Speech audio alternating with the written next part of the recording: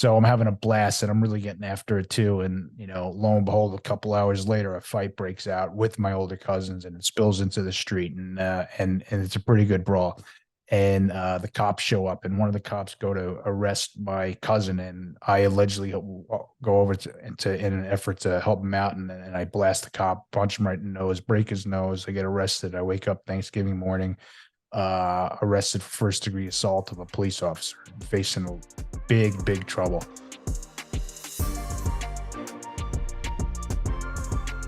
So today we have Gary Menkes on the show. So welcome, Gary. It's great to have you on the podcast. Thank you, Luke. Thanks for having me on. I appreciate it. Like we said off camera, it's been a pleasure to get to know you and to meet you, even though we just met today. We have about an hour experience together, and it's been a pleasure getting to know you. Yeah, no, awesome. Thank you very much. So to kick us off, Gary, I'd love for you to tell us a bit about your story around addiction and your childhood growing up.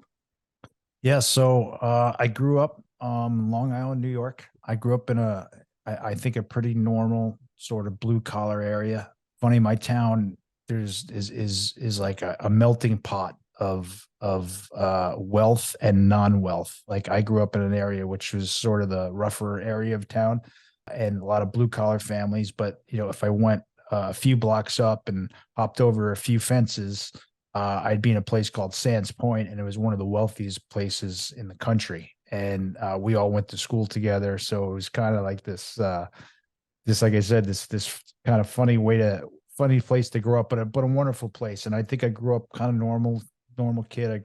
I'll be 49 years old in a couple of weeks, born in 1974.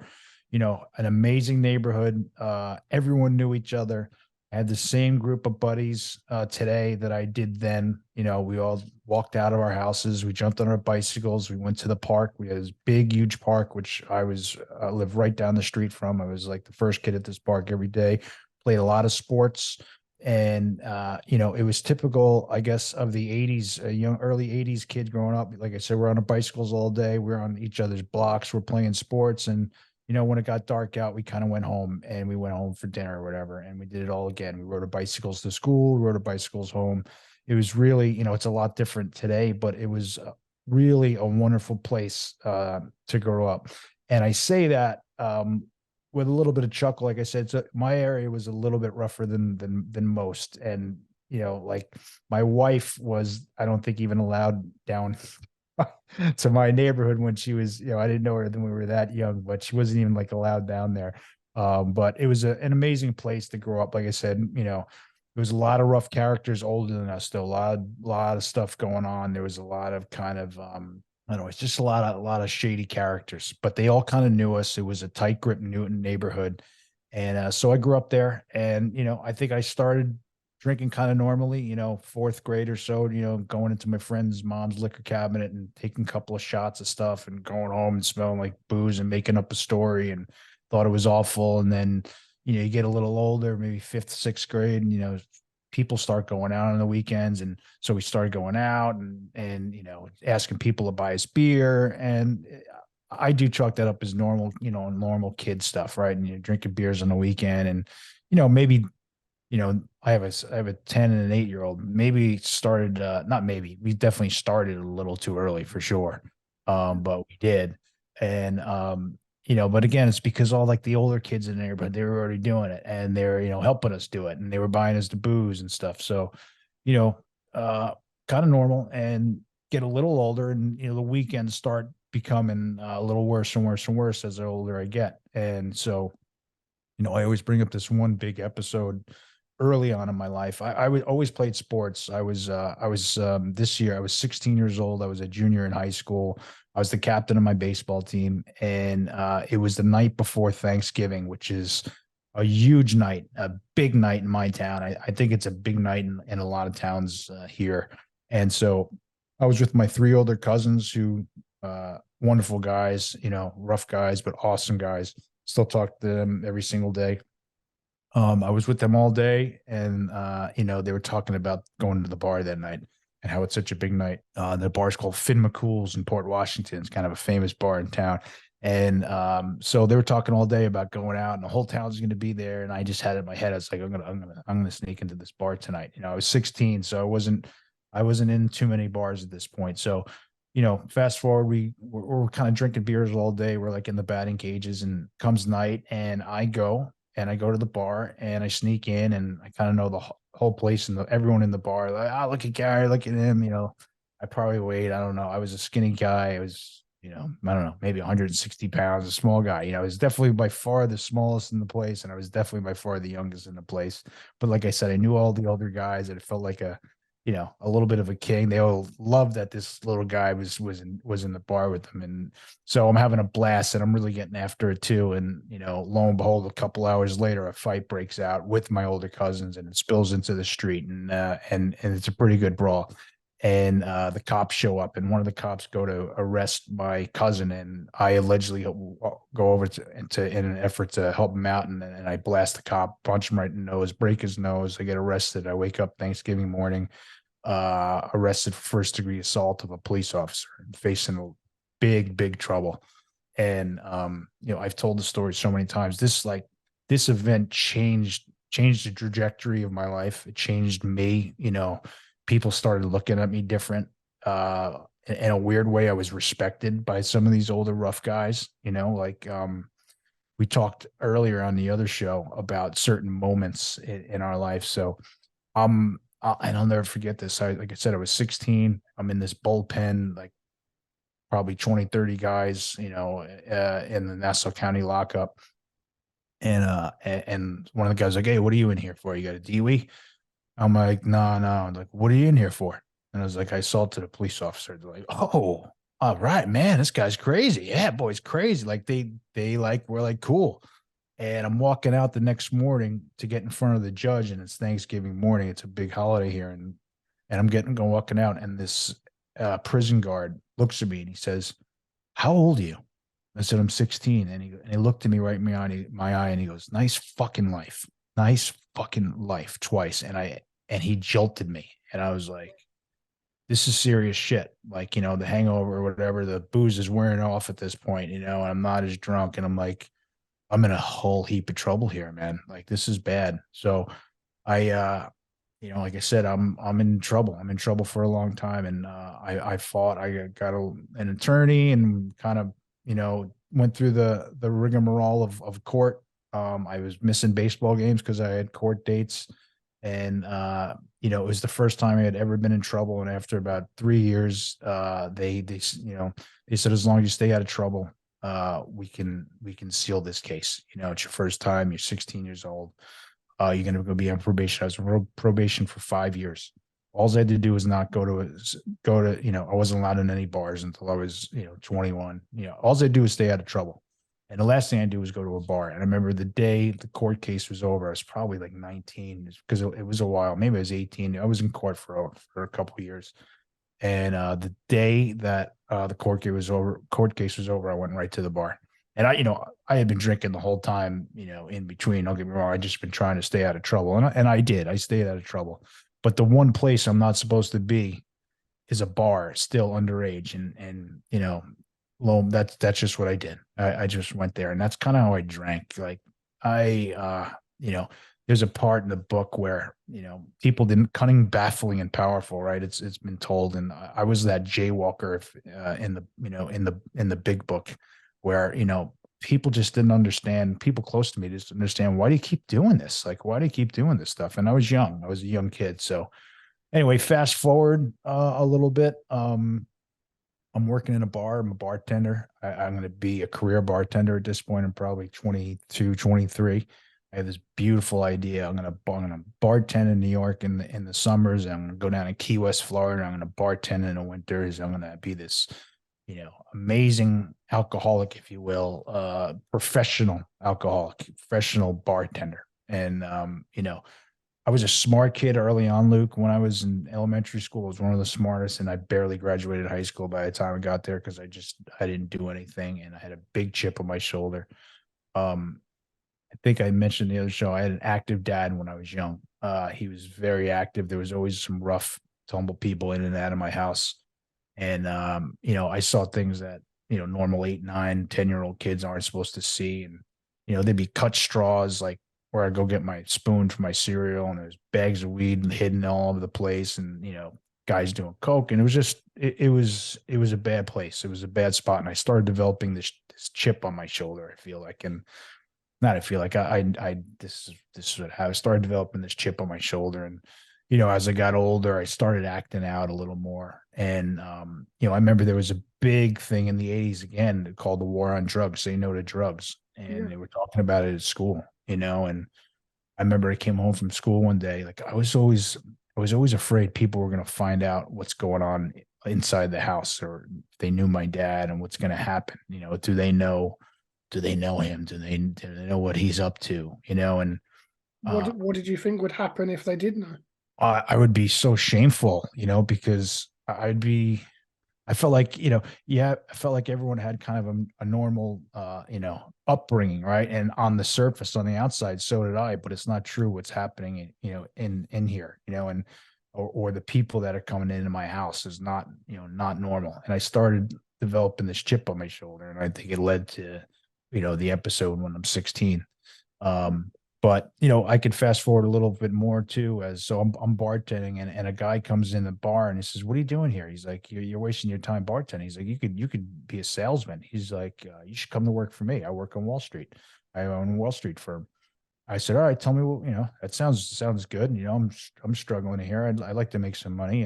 Tell me what I need to do." And he said, "All right, come see me tomorrow." And I went to work for this guy and went and met him, and he was kind of like the actually not kind. He was connected to like the Wolf of Wall Street guys, that whole group. Oh, okay, yeah. Belfort. It wasn't Jordan Belfort, but it was one of these guys under him. And he said, "Come to work here." And you start cold calling people. And I knew there was something wrong at this place. Just, they were selling stocks to people. And I was like, well, I'm not going to tell anybody to buy stock. I don't know what a stock is. Like, thank God I had that in me. Like, I'm not going to sell something to someone I don't know.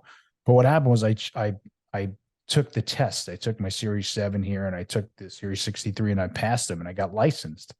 And the day I passed, they brought me in. I guess they knew, they brought me in. They said, "Listen, if you pass your test and you leave, we're gonna come to your house with baseball bats." I was like, "Oh, all right." I was like, "Okay, well, you have my address. You know where I live. I hope you come, because I am leaving, like, screw you." And they nothing ever happened. But so I had this license, right? And I was like, I can do something with this. I can maybe make something of myself with this license. And so I started dating this amazing girl. And she happens to be here right now. She's my wife today. Oh, And wow, that's uh, amazing.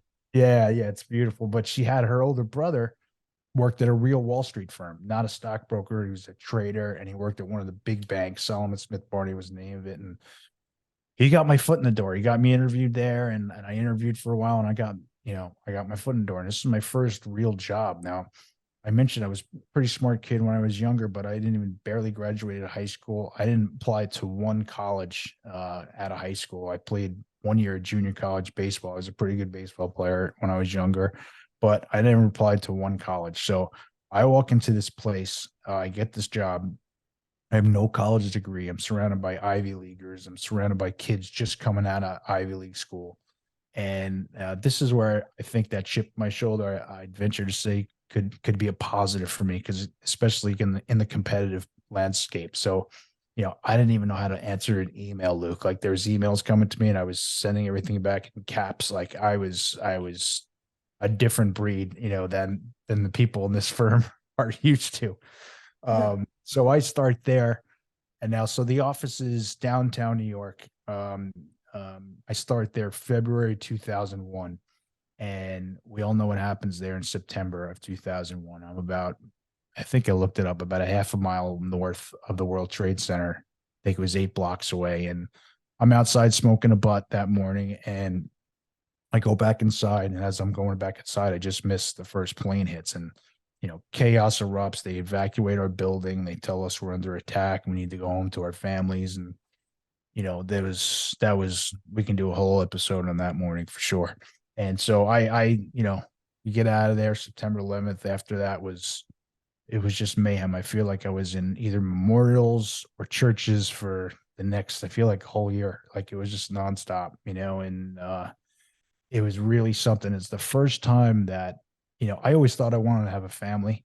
It was the first time that I was like, I don't want to bring a kid into this world. Like, I was really just down on life, and I was down on society, if you will, and it's just the evil and the loss. Now, I didn't have someone like super close to me that perished that day, but I had a lot of friends that had really close people. I was kind of a couple of steps away. It was a tough time for the world. It was a Yeah. tough time Uh, for our community. Even just like the sort of ambiance and aura in the city must have been just unbelievable. He couldn't believe it. And like I said, and I worked down there, so like we had to stay home for about a week, and I think the stock exchange was closed for a week. I don't think it's ever been closed that long, actually. And then when we came back, like, I get out of the subway and like it smelled down there. Like it was awful. And it was like this for a long, long time. So that was, September '01. I started, like I said, February. So from September 11th to April, like I was in dark, dark places. And, I think my alcoholism and addiction went from like on the surface going out and having fun to like just ugly and dark. And I was always too, even I'll back up a little bit. When I was really active, I would go out with people, or go out with friends, or I go out with people from work. And at some point I would just duck out and I would go on my own, and I'd love to be by myself, and I would just go to the dark places and really, really nurture my disease, if you will. And so so April of 2002, a few months after September 11th, I go out with these guys, ask me to go out to work out with them after work. I go out, it's a Thursday night. I do my MO. I duck out, Irish exit from them. I go and do my own thing, and I go out all night, and I go out the whole next day, all day Friday. I don't call, I don't do anything. I'm on a bender. I go out all Saturday, Sunday, and I go out again Monday. Now I haven't contacted this job. This is my first job, real job I've ever had. I'm how old am I? 2002. I think I'm 26 years old. My first real job. First time I had weekends off. I had a steady paycheck. I had health insurance, like a real job. And I blow it off, and I'm nowhere to be found. And so on Tuesday, so I missed 3 days of work. On Tuesday, I get a FedEx letter handed delivered to me, and I open it and says, Gary, if you're alive, you need to contact us. Otherwise your position is terminated because you're AWOL. And so I thought kind of really quickly on my feet. I had it in my head, Luke, that someone had told me at some point, if you go to rehab, like they can't fire you. And so I was, again, this is not something I'm super proud of, but like I think this was my mindset at the time. And I called them and I said, I'm alive and I have a problem with alcohol and I need to go get help. And they said, okay, you know, go do what you got to do. And good luck. And so that same girlfriend, she came over, and my world was kind of crumbling down. And she came over and she helped me find a rehab. And I went up to this rehab called St. Christopher's, and they call it the Miracle on the Mountain. And it's in upstate New York. And it's an amazing place. It really is an amazing place. And I mentioned this on the other show, but it's the first time I was sitting in there, and I thought my life was over. I thought my life was What did completely. you feel like walking in the door on that very first day? I was. What do I feel like walking in that door? There was a part of me that I had like the relief that like I can kind of check out for a little while. I feel like, but then there was the other part. I'm like, where are you? Look where you are. Look where you put yourself. Look at where you are. You're in a rehab in upstate New York. You're an alcoholic. You're a drug addict. Like, look where you are. Look where you put yourself. And so I went to the first meeting. They had an AA meeting there every day, but I went to the first like in person little round table therapy group, and I had to say for the first time, and I can remember it as clear as day right now. Came around to me and I said, "I'm Gary, and I'm an alcoholic." And again, I thought so low of myself. I thought my life was over. I thought, what a life you're having. Like what a life you're leading here. And I went to that rehab, and I feel like I smoked a couple of packs of cigarettes every single day. I read a lot of books. I went to all the therapy. But I left there, and like I said, I just wasn't ready. I left there and I didn't even put 90 days together, and I came back home and I was back out, and I was back out with a vengeance. Yeah. And what was it, do you feel like, that made you sort of relapse? You went to rehab, of course, you didn't drink for that period of time. How long were you in rehab for? I was in rehab for 30 days. Yeah, 30 days. So you came Rehab. out after the 30 days. Mhm. And then what do you feel like caused you to relapse in the next, kind of few weeks? So I had one job I had to do when I left rehab, and they told me when they walked me out, my girlfriend and my mom were with me, and they said, all you have to do as soon as you get home today is go to an AA meeting. And I went, okay, I will. Thanks so much. Take care. And I was like, head in my head, I'm like, I'm not going to a meeting tonight. And I didn't go. And for me, that's what it was. I wasn't in. I wasn't committed. I still thought I can maybe drink safely. I don't have to totally like stop drinking. Like maybe I can do this right. And I fought it. And I said this before too, and I know I'm not repeating because it's a different show here, but I heard this in a meeting that I was engaged in a battle every single day and I didn't even know it. And that's what it was like for me, Luke, for 4 years, from that April 2002 to May 13th, 2006. I was in and out. I would try AA. I would put a few days together, put maybe a month or two, and then I would go back out. I never put 90 days together from the rehab from in these 4 years. And so, and I got into a lot of trouble too. I got DWIs, multiple assaults in this time frame. I started developing a rap sheet. I was one arrest away from really probably going away, like going away, do some time, and Yeah. that's the path I was on. And that's the path I was on. And I don't know what happened. So my mom, she's one of 10. I'm the first grandchild on my mom's side, and I have 20 something younger cousins. And I don't know what happened. I'm sitting in my apartment in New York City on West 12th Street on May 12th, 2006.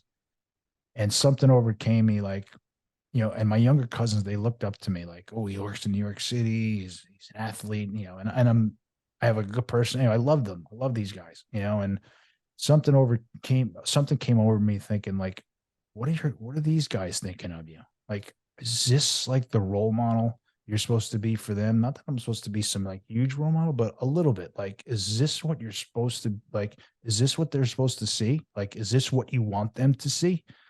And in between, in these 4 years, Luke, I knew for certain that I would have to stop drinking at some point, and that I would, but I'm definitely not going back to AA, and I'm definitely not going back to those rooms or anything like that. And whatever overcame me this night, something was different, and I didn't want to live that way anymore. Maybe I was given the gift of surrender, definitely given the gift of desperation, but I just didn't want to do it anymore. And for the first time, I poured out all my booze in my apartment.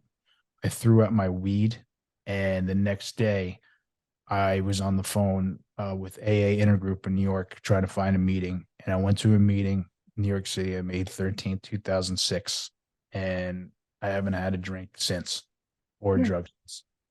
That's amazing. Congratulations. Congratulations. Thank That's you. really, really awesome to have that sobriety and to have had that kind of moment that really helped you turn your life around.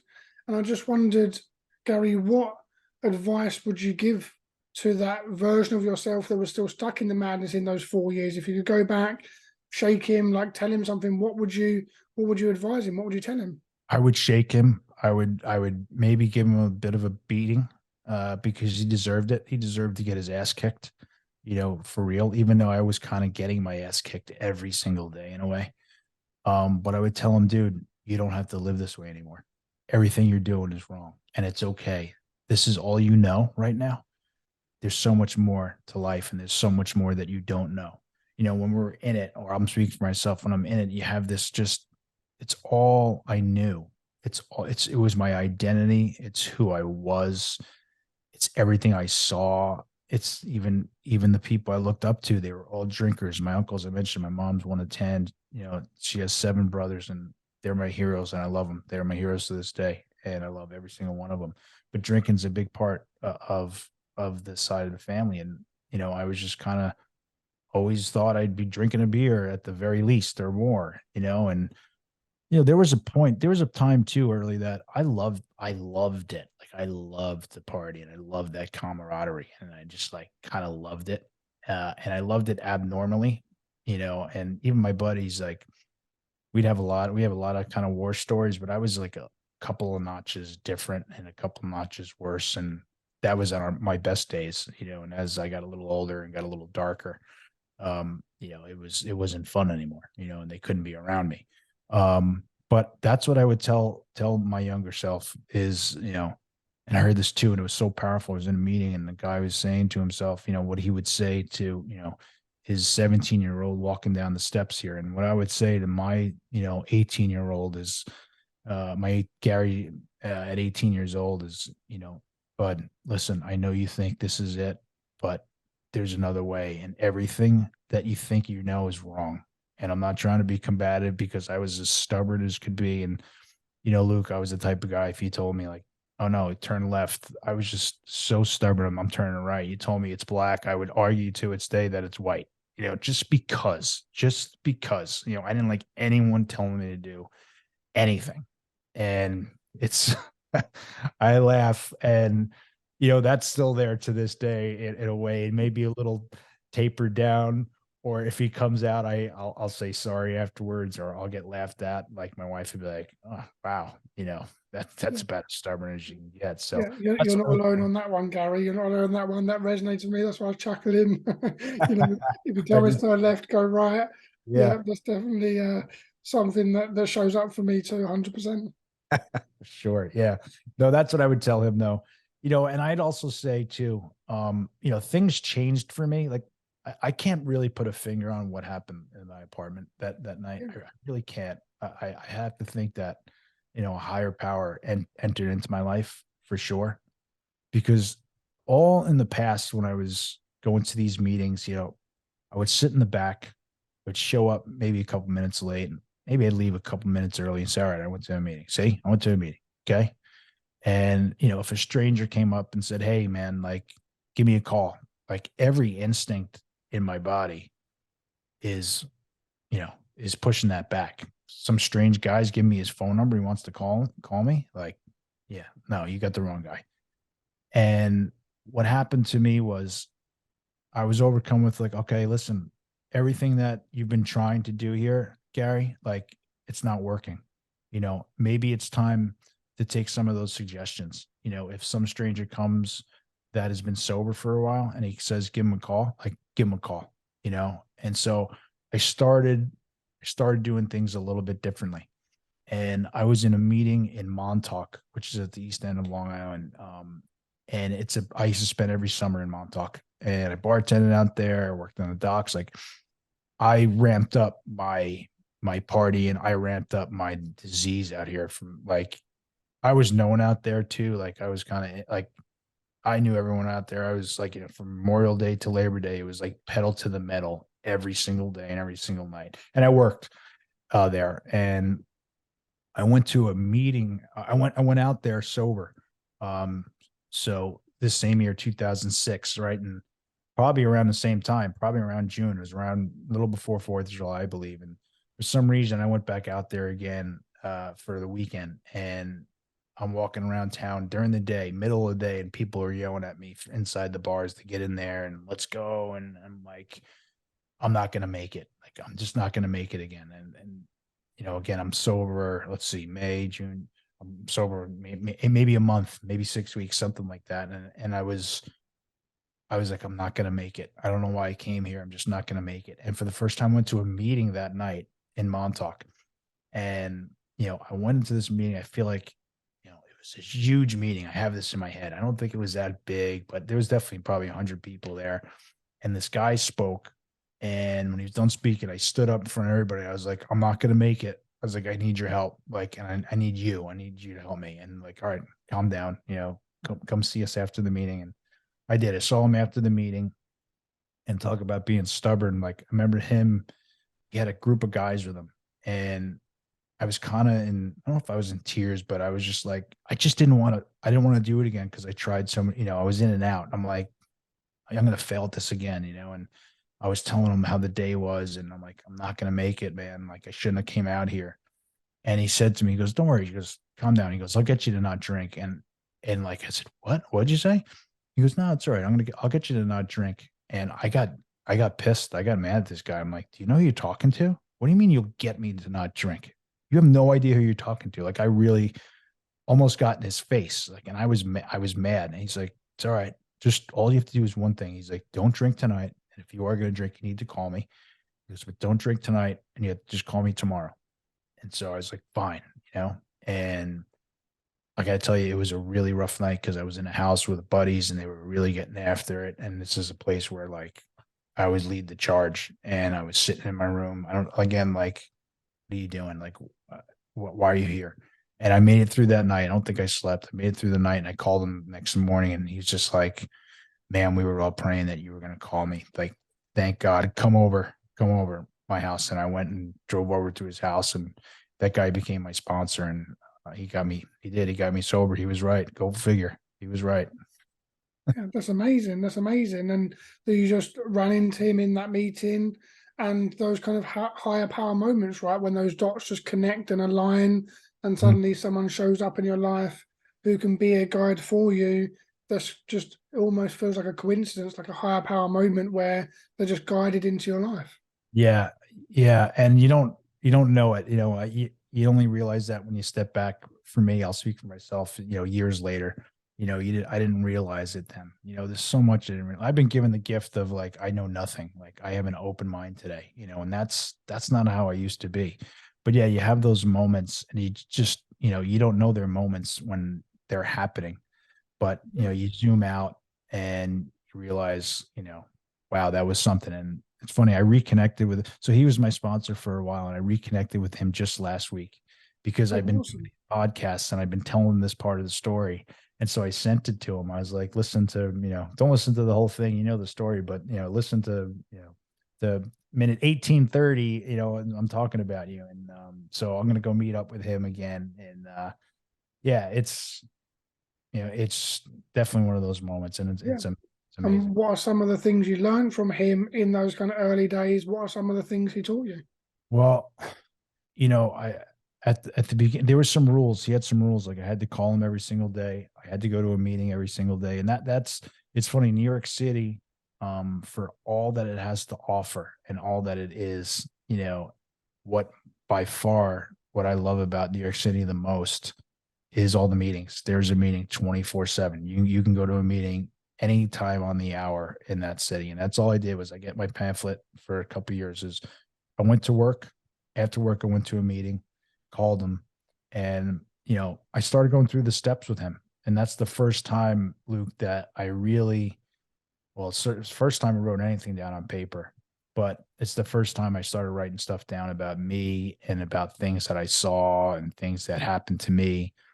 And it's the first time I shared this with anyone. My wife, my girlfriend knew some of the stories, but I had never shared even stuff about like my dad with anyone ever. Like, that's how I grew up. You grew up like, you don't talk, you don't say a word to anybody, you keep it all in. Nobody wants to hear it, like that kind of machismo thing. And so, I felt like I was ratting like my dad out when I started writing this stuff down. I really did. And I struggled with it. I did. And, today, I talk a lot more freely about it, and I have a great relationship with my dad today, and we've had some ups and downs, a lot of different things that have happened over the years. But, he was sick too. He just doesn't realize it, and I had to remember that.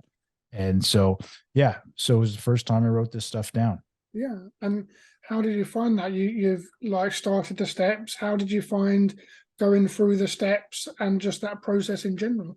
Yeah. So the first time, and I've been through the steps a few times just to kind of work on myself over the years, but the first time I remember thinking like, okay, he's going to see, why I was who I was. And if he had this, then, if he had what I'm about to write down, then he would understand. And so would the whole world. Like, right. And what the steps do subtly is you write all this stuff down, but then you turn it on yourself. and you take responsibility for some of these things. And, you know, you put yourself, you work on my character defects, and what the roles that I played in all these times that I thought that I was wronged. I'm so, again, tunnel vision of what happened to me. It's not like, well, let's take a little bit of a deeper look at these episodes, like the police officer, for example, like the cop, right? For my life, I'm like, that piece of shit cop arrested me. And I remember he's like, who do you resent? I'm like, that guy that did that to me, that cop. He's like, hold on a second. Like, you resent him because he arrested you. Yeah. He's like, but did you punch him in the face?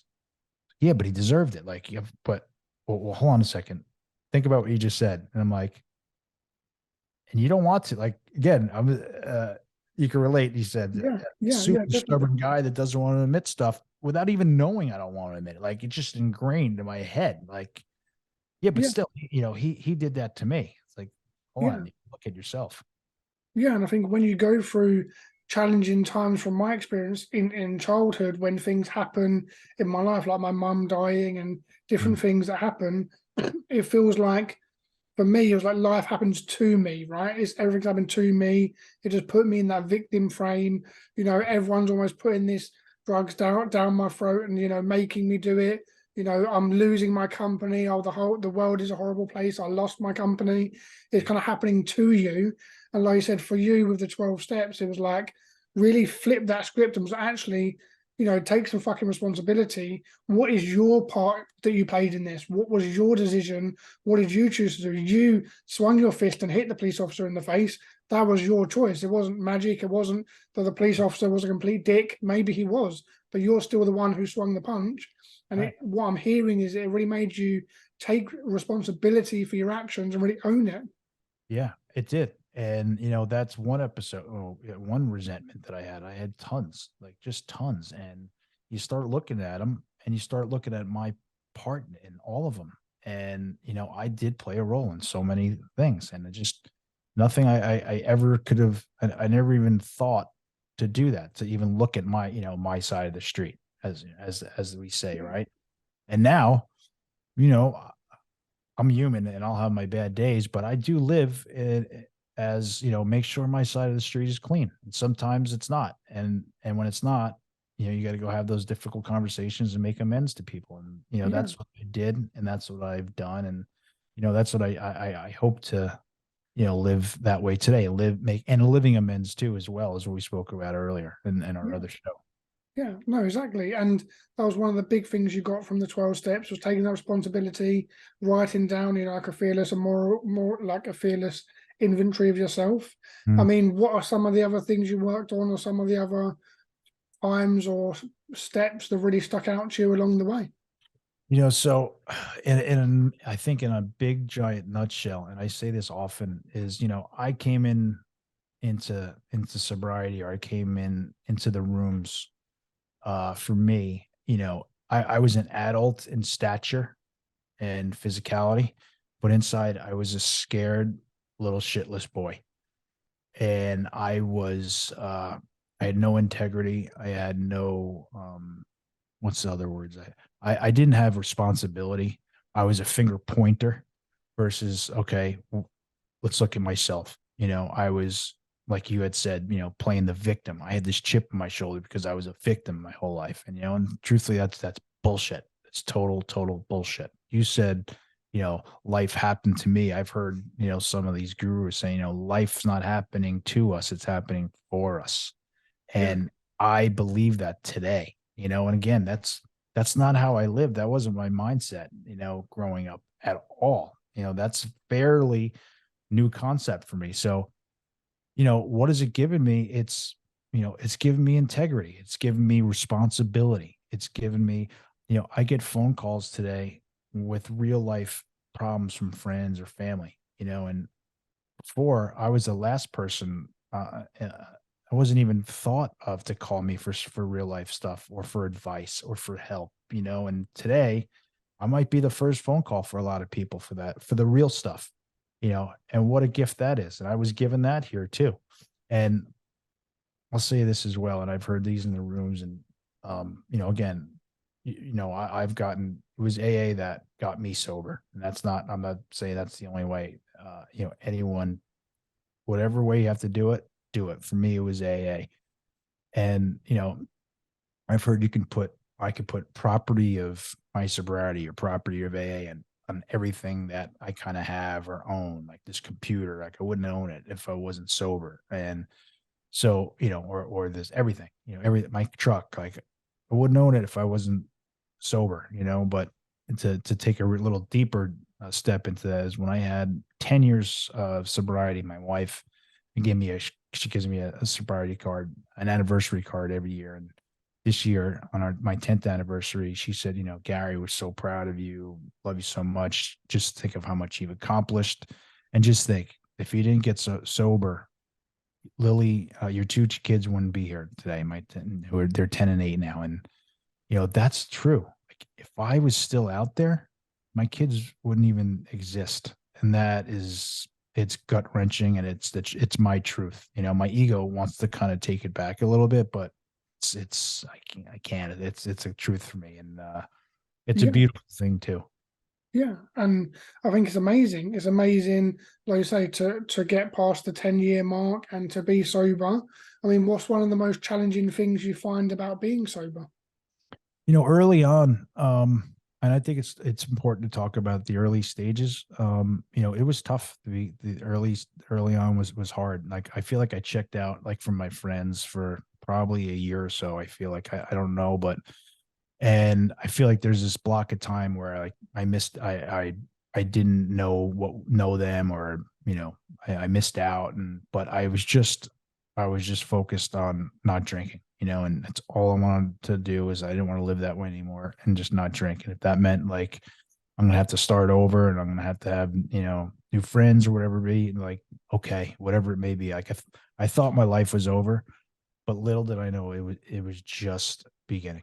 It was just starting. So what have I learned? I think I've learned everything, Luke, in sobriety. Honest to God, like everything. And I said it just a few minutes ago. Like I've been given the gift of an open mind. Like I don't know anything. I don't know shit. Like I don't know anything. And I'm open to learning stuff. One thing I do know though is like I can't drink, and I can't drink safely.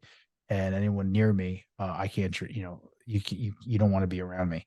When I was out there, I could be the happiest guy in the place, and at the drop of a dime, I'd be the nastiest, meanest guy in the place, and you definitely knew I was there either way.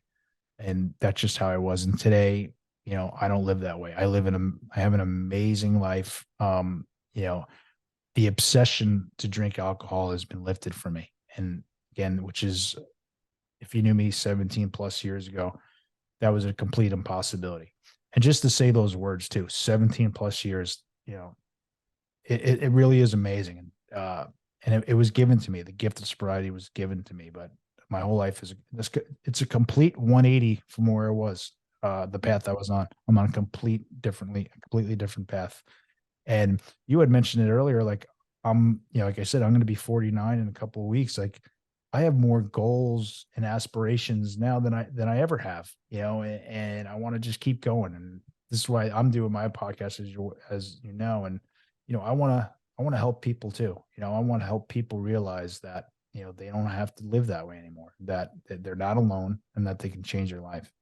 Yeah, and I think that's really amazing what you said earlier is that, that self of the version of you that was stuck in the madness just didn't know what you didn't know, right? And I think that's the thing, like you say, you want to help people and even in the here and now, you couldn't believe that you could have the life you have now, even back then. And I think that's the thing, you've got to have that faith, whether that's a religious kind or a universe or whatever it may be, or a higher power, call it what you want, but a sense of faith that you can achieve something, even if you don't believe it, even if it seems impossible. You have to trust in the journey, walk that path, whether that's therapy, rehab, AA, the 12 steps, whatever it is, all of them together, whatever works for you. Just find out a route, just take it and have faith in that path and that journey and just walk there. Because like me and Gary are literally living testaments of how much you can achieve and how amazing you can do and how rich your life can be filled with connection and love and positivity and gratitude when you get to that kind of quote unquote other side. I mean, what you just said there. You just said so much, and couldn't possibly agree more, right? And you mentioned gratitude. Like, I start my morning every day on my knees in prayer, and the prayer is built around gratitude. Like, I'll say the Lord's Prayer, and I'll say some of my other prayers, but my first thing I say is thank you for this day. Thank you for my family. Thank you for giving me the gift of sobriety. Please give me the gift of sobriety today. And I end my day the same way, saying, thank you for this day. Thank you for giving me that gift of sobriety. I remember early on, I was struggling, and someone said, listen, get on your knees today, tomorrow, and ask God or your higher power to give you the gift of sobriety today. And I was like, okay. And I went and I did it. And I remember I made it through that day and I didn't drink. And I thanked him at the end of the day. And I'm like, holy cow, that worked. I'm going to do it again. And so I've been doing that for 17 plus years. You know, words like gratitude, Luke, like, they weren't in my vocabulary. I was pissed off at the world, pissed, like I said, the victim mindset. And today I'm not like that. I try to look at, and again, I'm human. So, I'm not perfect, and it's progress, but I'm light years better than where I was. But I have words like gratitude, and I try to look at everything as a learning experience. And I try to be grateful for everything that this day is. And I also try to live in just today. Yeah, I can project, I can have all my fears and I can go down rabbit holes, but 99.9% of those fears are projections into the future that aren't today. So why worry about them? Worry about tomorrow. That's why I love that old poem, right? Like, yesterday is history, tomorrow is a mystery. Live in today is a gift, live in the present. yeah. That's why it's called a gift. Yeah, that's amazing. That's amazing. And yeah, that's so true. That's so true. And I think gratitude is really, really important and amazing just to focus on in our life. And one thing I'm grateful today is getting to talk to you, Gary, and getting to meet you. I know that sounds a bit cheesy, but genuinely is true. And, meeting people along this journey is so important. And all the listeners that are listening, thank you all for kind of tuning in. That's really, really important. But as we come towards the end, Gary, is there anywhere you want people to go so they can find out more about you? Yeah, tell us a bit more about how we can dive more into your work and your podcast and your world. Yeah, sure, sure. And no, that wasn't cheesy at all, bud. Like, I too am super grateful that we got to meet. And like I said, we're across the ponds, right? But we're on the same team, and what the work you're doing is truly amazing. I said it, I think offline, was, the people that I've been meeting in such a short period of time in the communities around the world, that are on this sobriety train, if you will, it's been off the charts. It's been amazing. And I've always wanted to help people. I really have. And it's one of the things in my sobriety I wish I could do more of it. And I think that's what the podcast is. And as you're aware, I'm launching a podcast. It's called the Begin Again Podcast. My website is thebeginagainpodcast.com. You can find my show on Spotify or Apple or everywhere you find your podcasts. The trailer's on there right now. I'm in the process of booking interviews and recording them, and I'm going to be launching in early July. And this is a new journey for me. This has been a lot of fun, but I'm playing long game with this for sure. So, I have a lot of ideas and a lot of goals written down of where I want this to go. And I mentioned that chip on my shoulder earlier. I sort of equate that with like a healthy competitiveness. And you have your purpose with your amazing business and what you do and helping people. Like, I really have this sense of purpose now with this podcast that not only has been so fun, but it's really has me waking up with a real newfound sense of purpose to, I have a mantra: help one person today, and with the idea, obviously, that, if this thing grows, maybe I can help more than one person every day. So that's the idea. Yeah, you can find me there. I hope you do. I'm on Instagram, the Begin Again Podcast, and I'm across those socials. I'm learning all this stuff as I go. So Yeah, uh no, it's amazing. It's amazing. And yeah, for all the audience, I was just on Gary's podcast as well. Me and Gary had a conversation before this where he was interviewing me, which was absolutely awesome. So you can go down below in the description and you can see the link to Gary's podcast and all of his socials and stuff and connect with him and listen to that episode. and yeah, follow both of us, follow our journeys and see how things go. And yeah, Gary, it's been an absolute pleasure talking to you today and getting to know you. So yeah, I wish you well on your journey, and thanks very much for making the time and having the conversation today. Nah, Luke, right back at you, all of it. I really appreciate the time. It's been a pleasure to get to meet you today. We spent a couple of hours, which is wonderful. And like I said, I look forward to staying in touch, most importantly, and following all the things that you're doing. Yeah, perfect. Cheers, Gary. Cheers, Luke. Thanks for having me on.